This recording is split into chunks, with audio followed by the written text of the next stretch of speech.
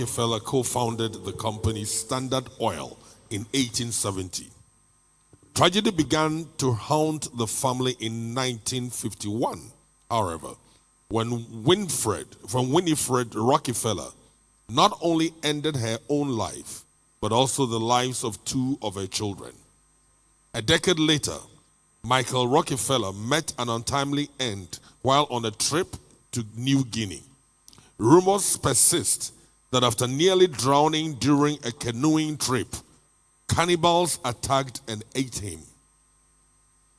In 1979, Nelson Rockefeller passed in his home with his assistant and presumed mistress at his side. His tragic end followed that of his brother, who was lost in a car crash. The curse ostensibly persists with the family even a century later, as Richard Rockefeller met his untimely fate while piloting a single-engine airplane in 2014. Then the tragedy of the Guinness family. Arthur Guinness was born in Kildare, Ireland in 1725 and crafted the beer that forged both his legacy and fortune in 1759.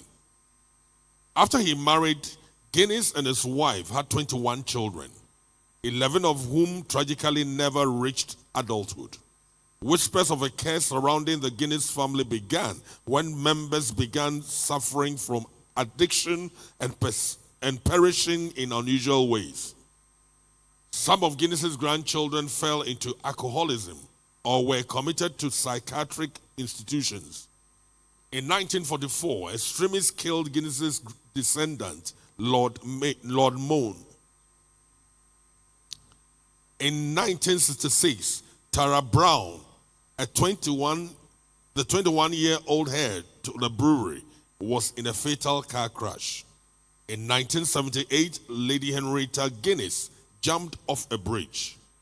The same year, Dennis Guinness was found dead from an overdose, while a car wreck killed one of John Kennedy's sons. Another Guinness relation, Olivia Cannon, suffered a fatal drug overdose in 1986. Robert Hesketh, married to the Guinness descendant, also passed from an overdose in 2004. Then the Getty family curse. J. Paul Getty. In 1957, J. Paul Getty found oil in the Middle East neutral zone, which ballooned his bank account to 10 digits. Unfortunately, all that money couldn't save him from a life of tragedy. He lived through the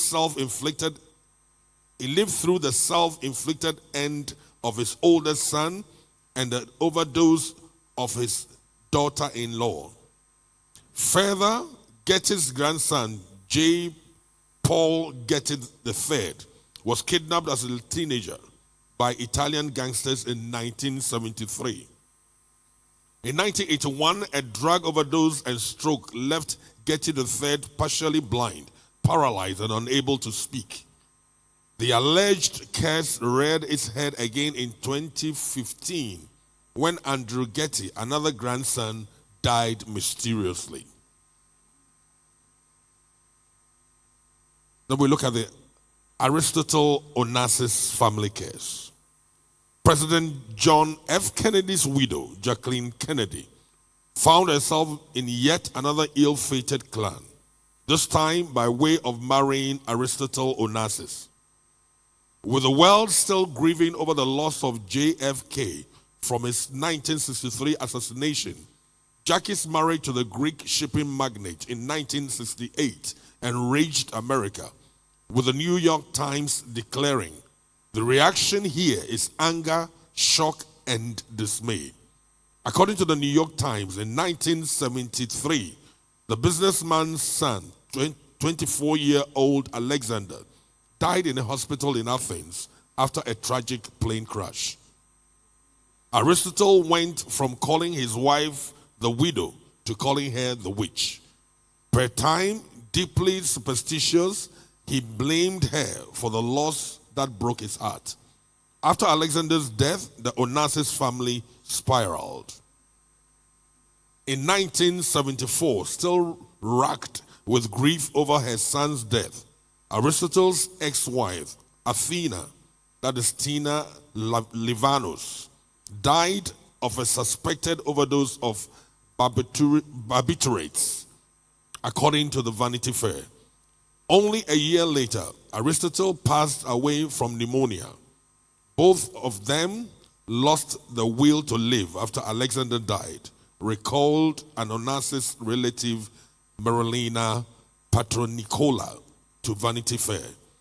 At the time of this writing, only one Onassis heir remains, Athena Onassis Roussel, after her mother, Christina, died from a sudden heart attack at the age of 37.